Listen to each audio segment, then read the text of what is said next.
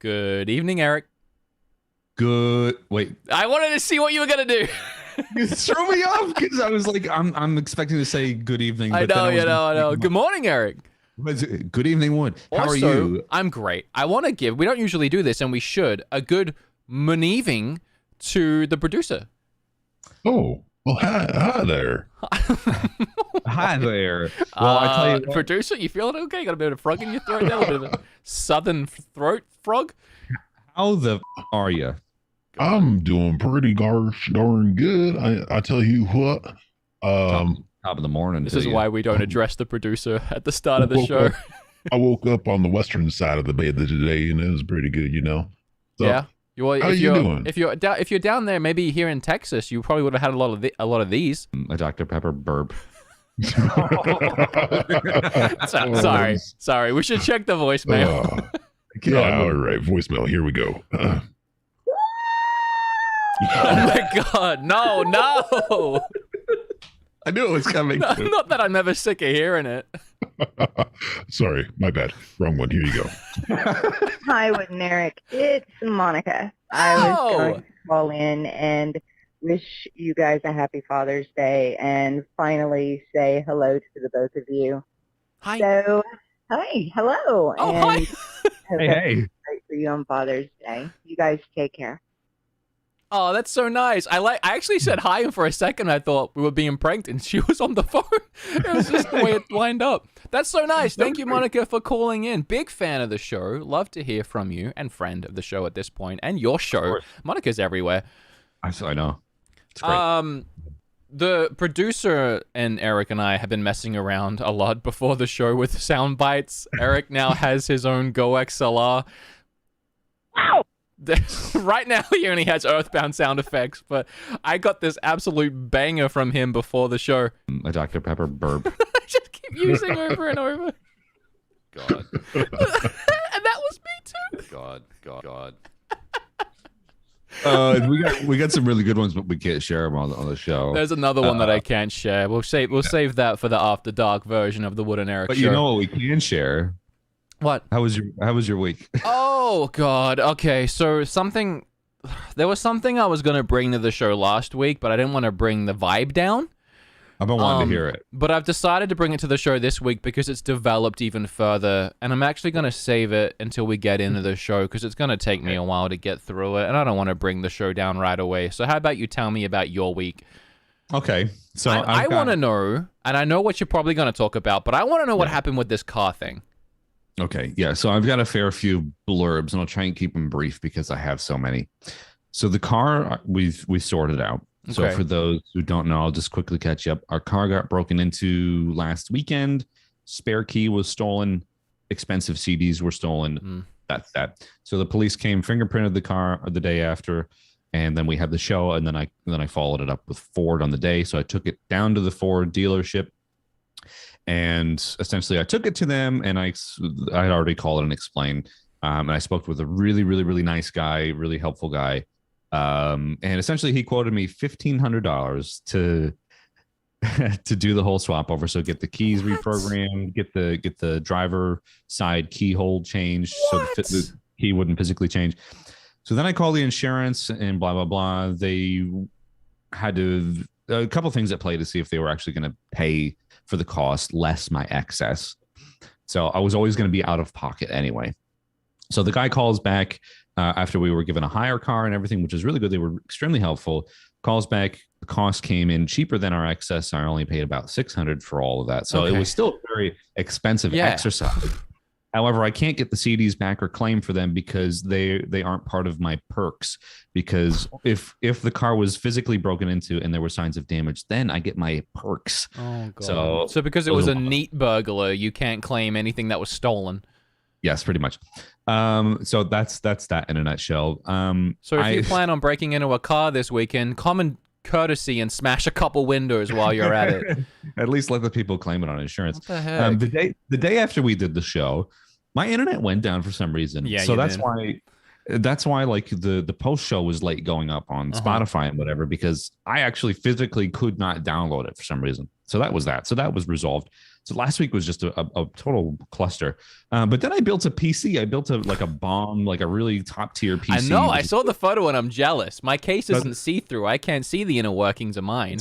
It's really pretty. So like I'm using it right now. So, and I've got a bunch of new gear that's like all set up for streaming and specific and all that stuff. So like I'm ready to go. Like people are already saying that I'm sounding better. You like, sound better. You look better.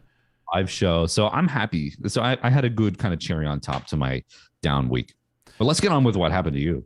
I will talk about that after something. We need justice. Okay. Ding, ding, ding. We need justice.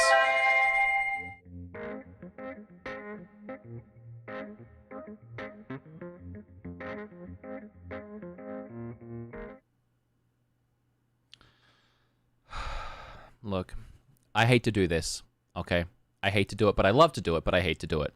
I'm bringing a brand new segment to the show that I'm calling Law and Order.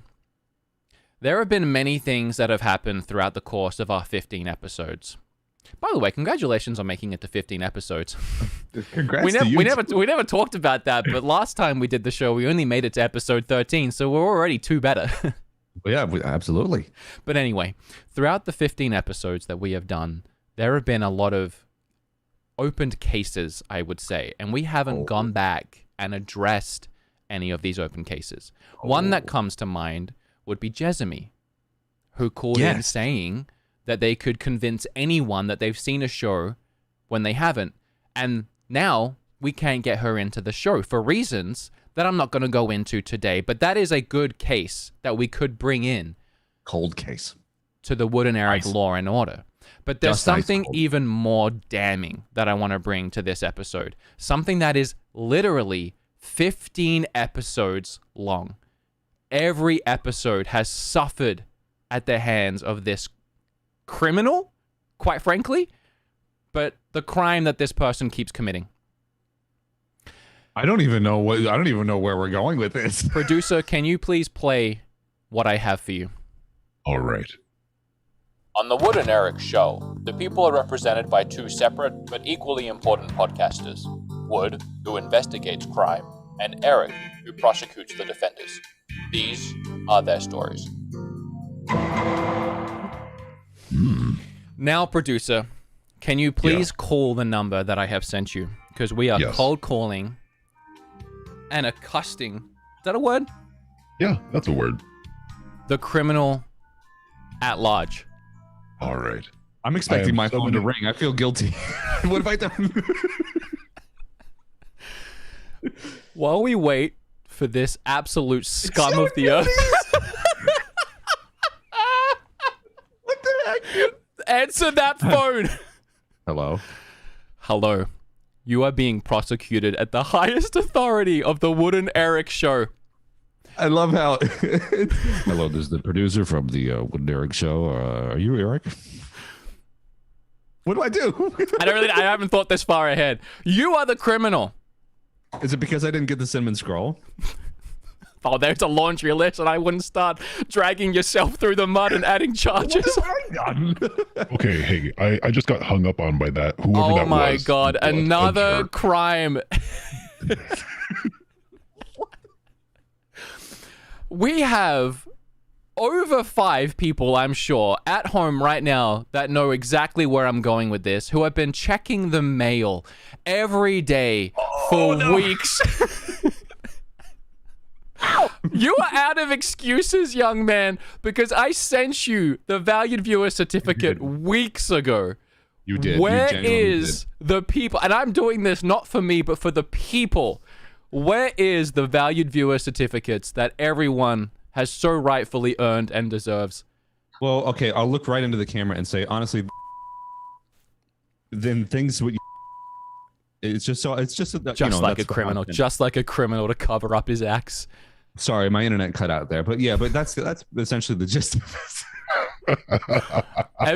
Be honest, have you even looked at the file since I sent it?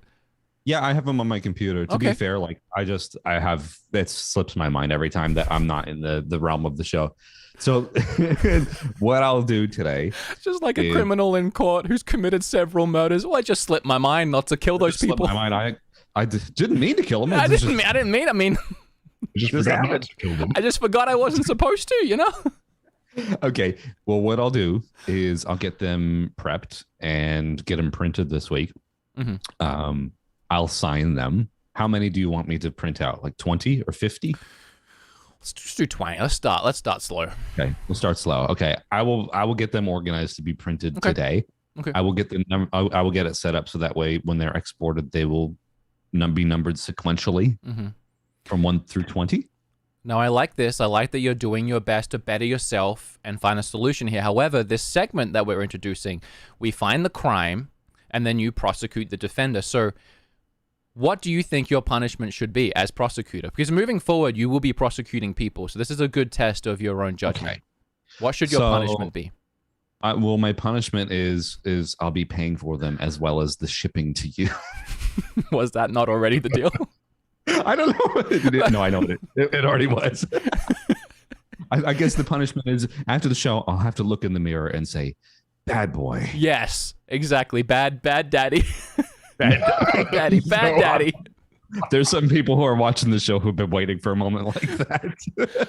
Well, our first Law and Order crime, I would say, was a complete success. I wish we had the sound effect of the dun dun to end it with. Hey, well, if that's the end of the segment, let me tease my new bell. I hate it. Hate it too.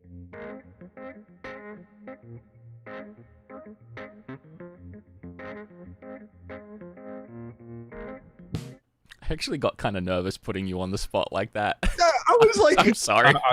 No, it's fine. I genuinely thought it was about the cinnamon scroll, and I started like this internal anxiety. It's like, oh, I've got to go there. Well, moving on from that, I want to rant for a little bit. Okay, I'm so frustrated.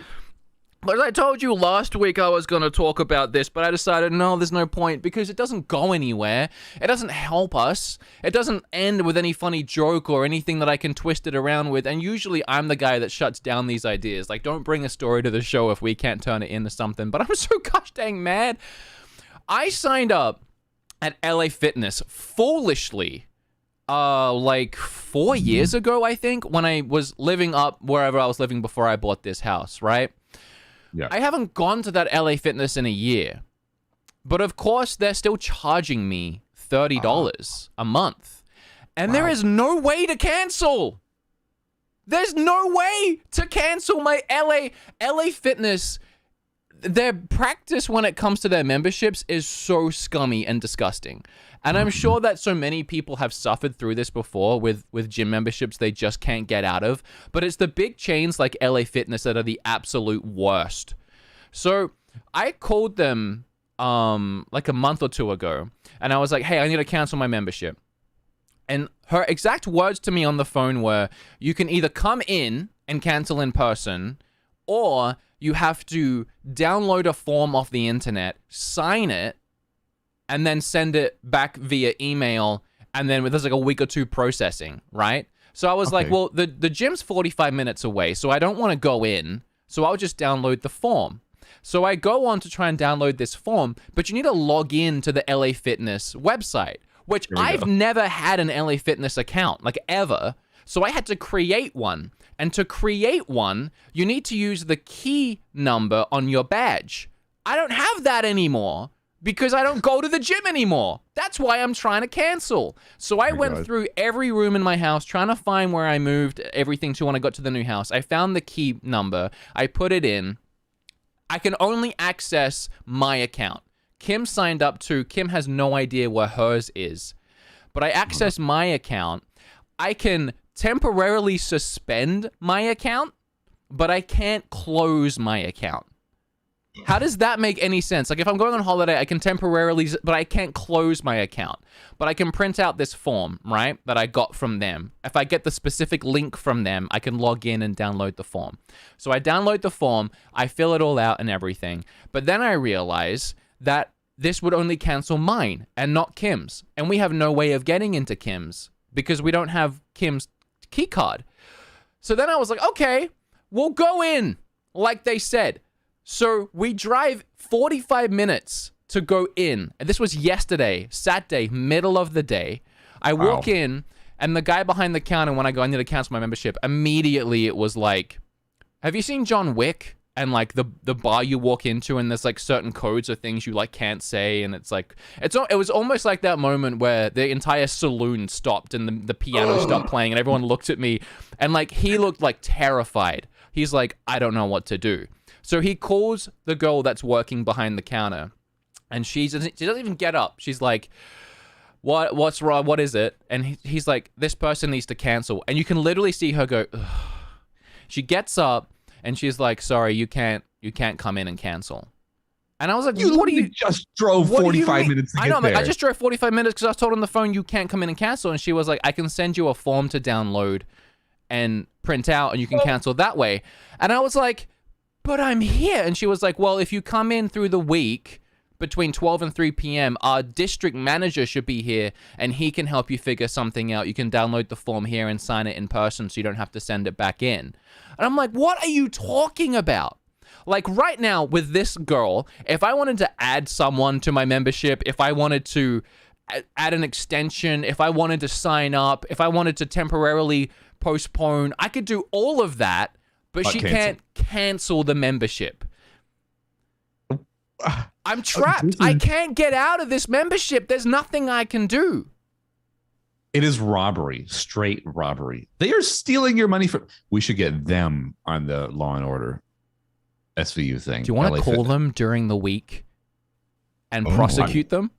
Honestly, yeah, we should definitely do that because that's like, why is somebody who's like a manager at a place ill-equipped to cancel said membership? I know. It's intentionally done. Maybe we call them and we ask them why. Why can't I cancel my membership? Why am I trapped into it? Why is it a form and a whole process to cancel, but nothing to sign up or nothing to postpone? Sure, like the email form is more convenient because you print it out and then you email it. But then it's like a 1 to 2 waiting period, 1 to 2 week waiting period. In that time, yeah, your payment could be processed again. So then you'd be out of pocket more. So it makes sense to be more direct. I have an account now. Like, that's my thing. I have an account on the website that lets me postpone the membership. Why is cancel not an option? Why does it need to be a form? What year do we live in that I need to use a fax machine to copy a form I've signed to send in to you? That doesn't make any sense at all. Let's call them. Let's call them and find out why. We'll do it during the week because the financial business district manager needs to be there between 12 and 3, and that's not when we stream. Okay. So we'll call them, and we'll get an answer for next week.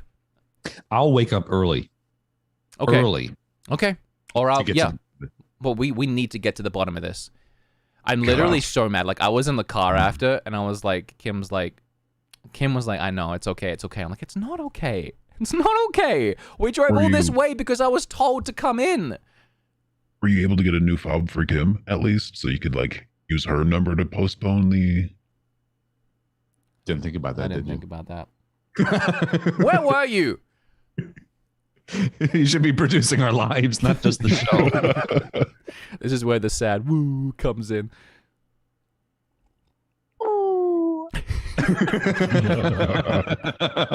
We realized if we take the very end of that whoop, whoop, whoop, whoop, whoop, it sounds like a sad noise. So now we have excited and sad out of the same soundbite. The mill.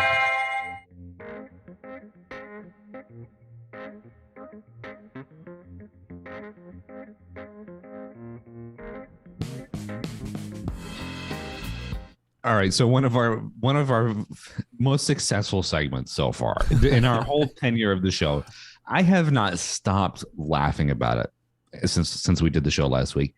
Amber has not stopped laughing about it since we did it last week, and it was the producer reads reviews. I've stopped laughing about it here or there, but when I think about it, I always get a chuckle.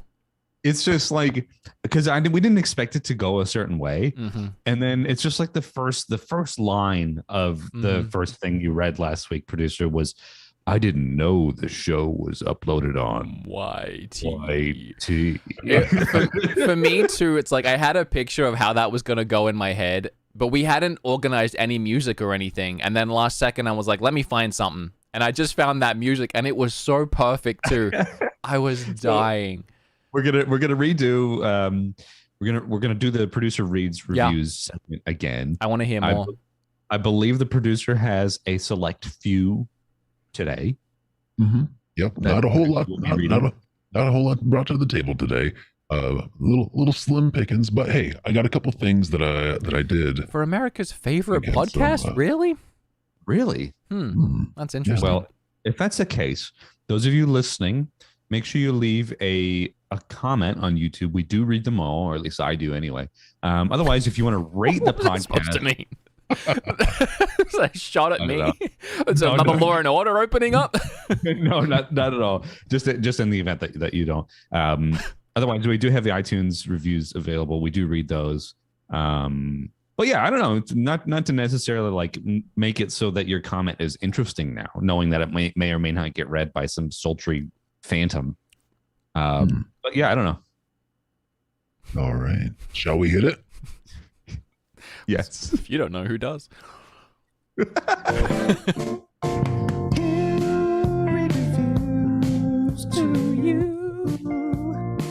This is just what you type in a sensual way. It take you to another place, but you can't see his face. It's like John Cena. Can't see me. Can't see me. All right. Hit my music.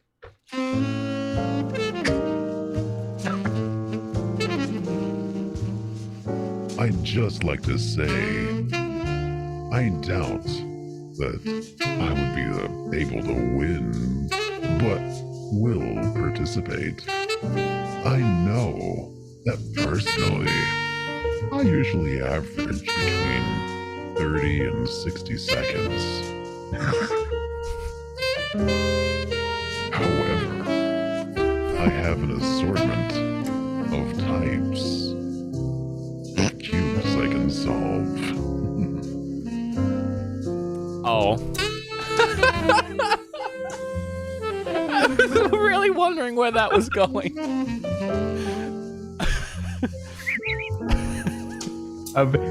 Wherever the music is coming from, maybe just bump it down a touch. Yeah, that music's really loud. I really wondered where that was going. I doubt I can win. I can only, what was it, last? 30 to 60? only Did they really last write 30. last? Average between 30 I and 60 average seconds. between 30 to 60 seconds. Get your head out of the gutter, man. That's so funny. That is so funny. God. God. Do you have another one, Alright. or is that I have got another one. okay? Okay. Okay, that's a bit How's that? too quiet. It's too quiet. That sounds like it's coming through an old shoe now. There you we go. go. Well, It's fine. All right. And this one comes from the Melvor. oh, He okay. says, talk about big feet and UFOs because they are Oh, cool. That's it. Really cool. I now get that it was talk about Bigfoot, like big feet. But the way you said it was like talk about big feet, like In a sensual way. in a sensual way. Was that the Melvor from Game Chasers? Yeah. The Melvor, Huh. none other than. Huh. I don't know Melvor watched. Yeah. Melvor and I go way back, for those that don't know Game Chasers. It was the channel that actually inspired me to start YouTube. Yeah, it was. All of those people, you used to do voiceover for their intros on Game Chasers. did. Yep, I did. And all of those guys are obsessed with like big feet and chupacabras and aliens and just anything that's not real, but they want it to be. To be honest with you, I'm down with all that. You believe in chupacabras? I don't know about the chupacabra. That sounds like something at Taco Bell that's going to give me violent diarrhea. I think that's oddly The not okay Chupacabra. to say. Do we have any more producer Please read? move along. Was that it? That's it. Okay, thank God.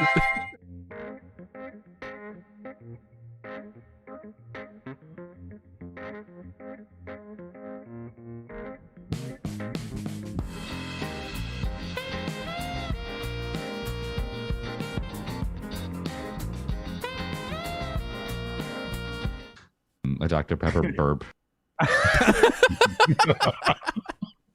I tell you, the samples that you have are just random. I know. Like, we'll be on our pre-show call, and anything that I can say will be, and honestly has been clipped to a sample before, which we unfortunately, and it's like, which unfortunately we can't air. But speaking of random things, we do have a random topic. So, producer, do you have the... Oh, yeah. Oh, yeah. Here we go. Oh, yeah. Randomly generated, baby. Randomly generated, baby. Oh, Do you think we're playing into the producer's sensuality maybe a little too much in the show?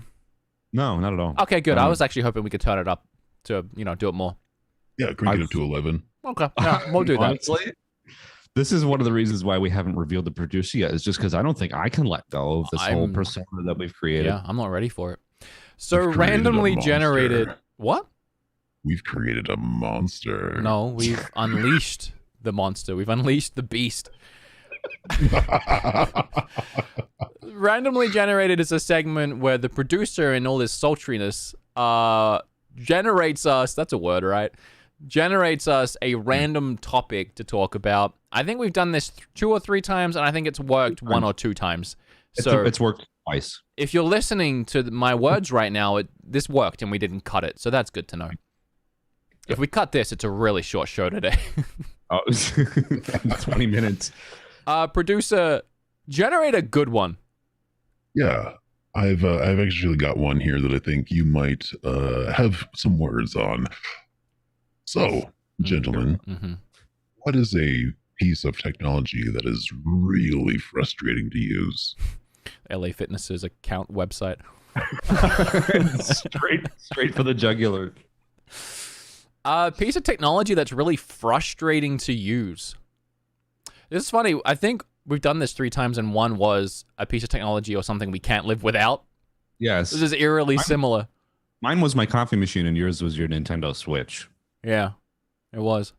Now, I think we should be able to introduce, and I'm not saying that we should right now, but we could introduce a new element to this topic, this game, where we veto and we get a new one.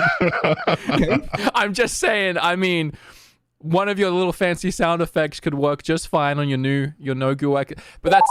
Okay, yeah, you hit the button. New topic. Unless you liked that topic. No, I can say an answer to that really quickly, and it's printers. Hit the button, hit the button, hit the button. New topic. All right, different topic. All right, what? So, what is the most? Are you making this up, or are you using the website? No. What's the best thing about traveling, and what's the worst thing about traveling? Ooh, that's a good one. Okay, that's better. That is better. Okay. I'll start first, and I think that you can probably agree with me. I might. Because a lot of my travel has been overseas, back in the old world.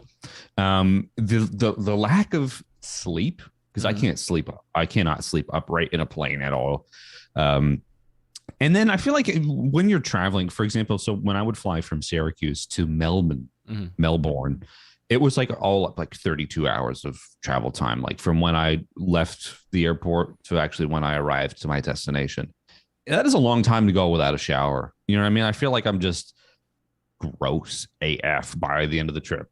Like, I feel like my whole, like, even if you take the extra deodorant, it's just like, I don't know, detoxing from the plane, the It is recycled weird, air, isn't it? Like, because you will like live a day for 8 hours, right? In your house, you'll be moving around. You might go outside, go for a walk. But if you showered in the morning, you generally feel clean.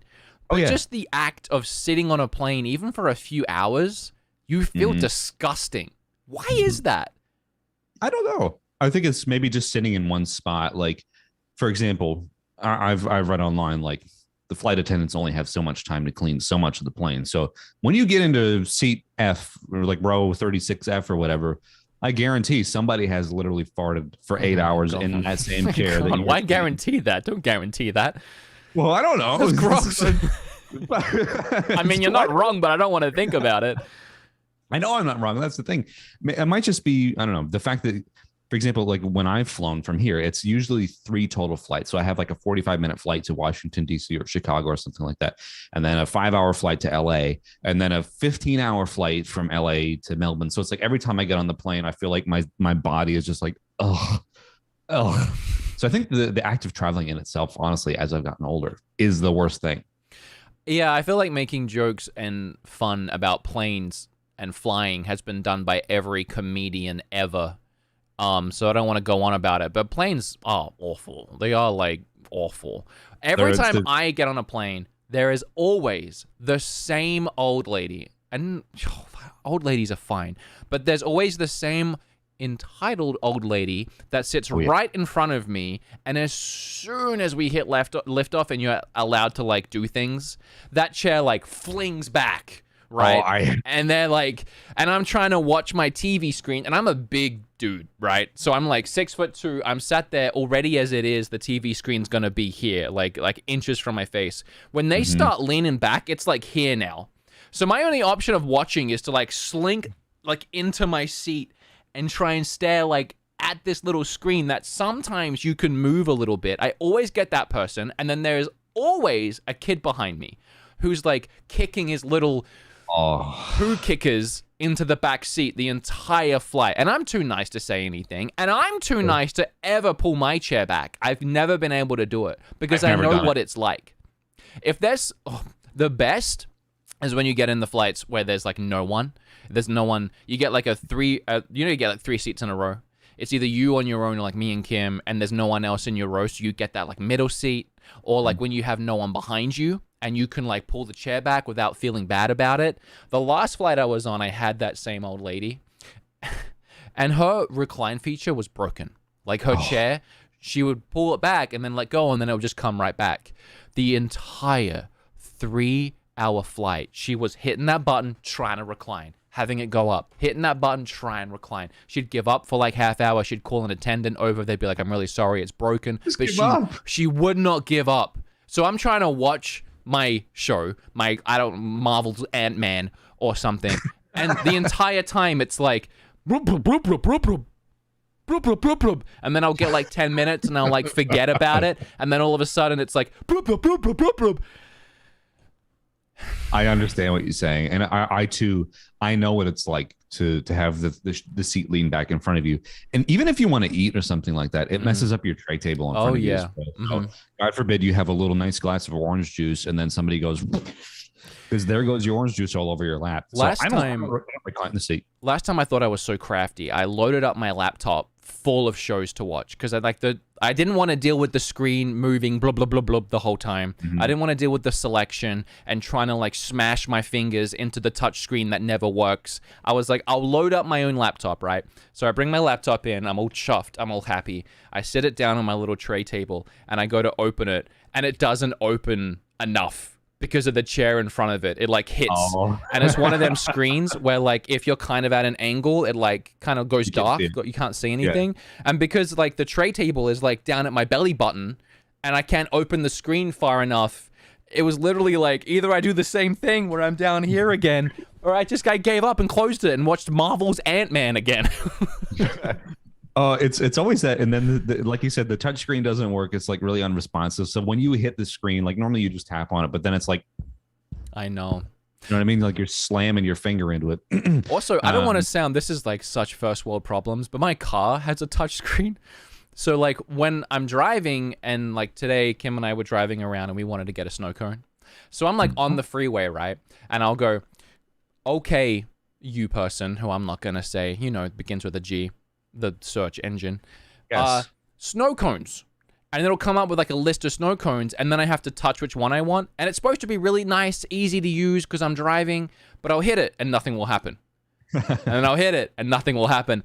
I started like smashing this button trying to get it to work, and then Kim's like, road. I'm like, oh God, because I almost like went into the other lane. And I'm like, this thing is supposed to be easier to use than like getting my phone out. I hate touchscreens. You know what? You know what's a piece of technology that always really frustrates me? Touchscreens, isn't it? Touchscreens that don't work right. It's the worst. Wow, that really came back around there, didn't it? That's really good. I do the same thing when we get in the car. So when we get in the car, my son has great view of the little touch panel that's in our 2019 Ford Escape, which now has new central locking system. Whatever. Must be nice. Lost touch with the common man over here. I know, right? I feel like a Neanderthal. But he can see all the recently played in Spotify, and it's like, okay, there's different kids shows I'm going to spout off. People will know there. There's Bluey, there's Blippi, there's Thomas the Tank Engine, and then there's another thing called Little Baby Bum. So that's I don't even want to know. So it's like a YouTube show that's like nursery rhymes, but they're like 3D. I don't want to know. Well, now you know. So it's like as soon as I sit in the car and I pull out of the driveway, he's like choo choo, or Bluey, or animal sounds. Like he'll say all these different things, and I'm like trying to drive, and I'm like hitting recently played on Spotify. And it's like boom, boom, boom, and sometimes it, like you said, it just doesn't work. So I honestly want to send my flipping fist. I know. Let me say this again. I want to send my fist through the thing. And it is, so I get you. I know Kim gets so mad at me when I start punching that thing, but I'm like, dude, it's supposed to be safer.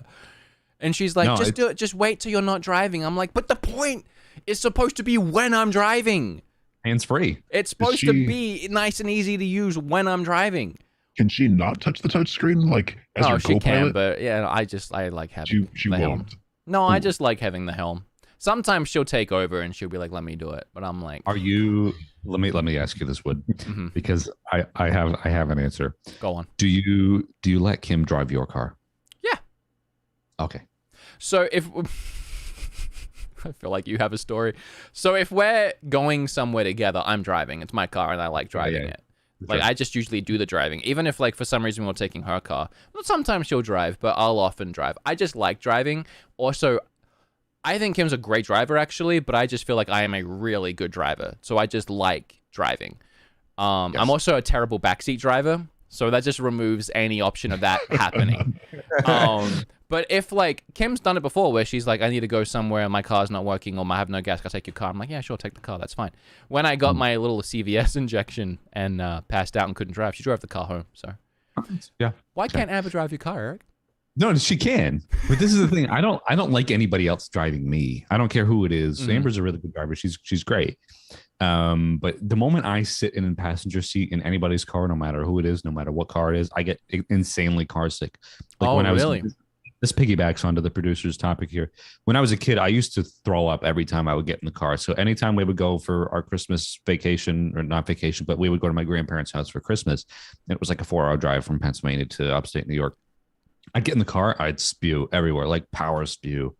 It's just like, I don't know, like I think it's just the smell of the car, like the motion of the car. Like my mother-in-law, she has like a manual car. Manual cars are still kind of a thing here in Australia. The way that she shifts the gears, I just like my stomach just goes like. I hate people that can't smooth shift. That is the worst. Smooth shift and then the rough brakes when they're like coming to a halt and they're like doing this thing, like trying to like find the. I gotta say, Kim's car is so different to mine. Kim has an old car. We're actually looking at getting a new one. She wants a Jeep, which has been a nightmare to try and find an affordable Jeep Wrangler. They are so expensive. I had no idea. But that's the car that she wants. I know. So we're trying to find one cheap, but because her car is falling apart. It's a really old, like Dodge Ram or something, and the brakes barely work. The suspension barely works. Like she has to like slam the brakes. And then I have a newer car that is really nice and the brakes work perfectly. And I got this injection, I'm throwing up, my head's spinning, and Kim has to drive me home. Kim's a great driver, but she doesn't drive my car often and she's used to her car. So immediately it's like braking like this and I'm like violently shaking in the car and I'm literally like, oh my God, that was the worst. I completely understand. Not that I'm saying that Amber does that, but like being the passenger in a car, like no matter who it is, like when you're not used to driving with them, I just don't like driving with anybody. I guess that's probably the other thing that I would say aside from flying. I said flying is probably the cop out answer, but as far as travel goes, I hate driving with anybody. Even the time that I drove with you was fine, but then you took the ignition barrel out of your dashboard, Yeah, and I was that. like, "What?" Yeah. Well, that wasn't my fault. That car was falling apart. You should have seen the one I had before that. I know. You told me about your Celica. Yeah. Yeah. The wheels were so screwed up that I had to drive with the steering wheel locked all the way to the left to go straight. How about you, producer? Do you have any things that you don't like about travel? Oh man. Well, so yeah, the whole TSA, that whole situation. Whenever I'm trying to fly somewhere, it's just the worst thing. Oh my God, Luckily, you can get TSA pre-check, and that helps a little bit, but it is the worst experience in the world. It does literally nothing. It's all theater security, right? Or security theater is what they call it. But it does nothing but inconvenience everybody and puts everyone in a bad mood. You used to be able to just walk into your wherever your plane was, and just like you could practically fly the plane back in the day. Like you just I'm kind of glad that TSA stepped it up. To be honest, it makes me feel safer. So, but I also will say that at risk of telling too much about myself, I do know the car that Kim has, and my significant other has a very similar car. Mm-hmm. It's got the same exact issues, like the brakes suck. It's like on its last wheels. And my significant other also really wants a Jeep. Oh, really? A Jeep Wrangler. Wow. And yeah, we're looking at them right now too, and it's like ridiculous how expensive they are. It's like half a car. I mean, we should trade contact information after this podcast and figure out what you've learned, and I'll tell you what I've learned about affordable Jeeps, because we're trying really hard to find one under like 50 grand. What? They're so expensive. Brand new ones are 40 and up.